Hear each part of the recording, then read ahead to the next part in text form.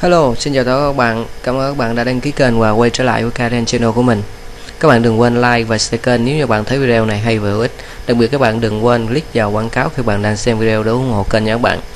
Ok, trong video này thì chúng ta sẽ đồng hành với nhau bằng một cái thủ thuật rất đơn giản trong AutoCAD, đó là lệnh Reference. Vậy Reference là gì? Thì mình mời các bạn cùng thực hành với nó. Ok, thì bây giờ như thế này, ví dụ như mình sẽ có một cái block là vòi tưới tự động cái 360 độ và cái đường kính là bán kính là 6 mét.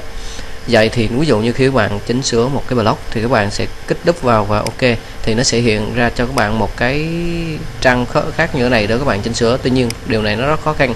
Vậy thì hôm nay mình sẽ giới thiệu cho các bạn một cái thủ thuật các bạn trực tiếp sửa ở trên cái bản đồ này luôn, bằng cách các bạn vào chuột phải và các bạn chọn là Edit Block in Ray. Ok, sau đó các bạn chọn cái đối tượng, Enter.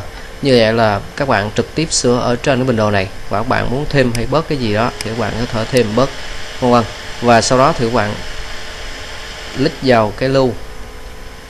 Ok, mình xin nói thêm ở chỗ này, cái này ví dụ như thông thường nó sẽ không có thì các bạn làm thế nào để các bạn lấy ra, thì các bạn để lên cái thanh toolbar này, các bạn kích chuột phải và chọn Arcade. Đối với CAD 207 thì các bạn di chuột và chọn vào cái Reference.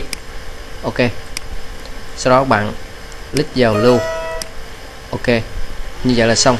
Thì tất cả những block nào mà nó thuộc cái đối tượng các bạn vừa sử dụng thì nó sẽ thay đổi theo trực tiếp ở trên bản đồ của chúng ta, mà chúng ta không cần phải qua một cái bản vẽ khác. Ok, nếu các bạn thấy hay thì các bạn có thể đăng ký kênh và đừng quên like nha các bạn.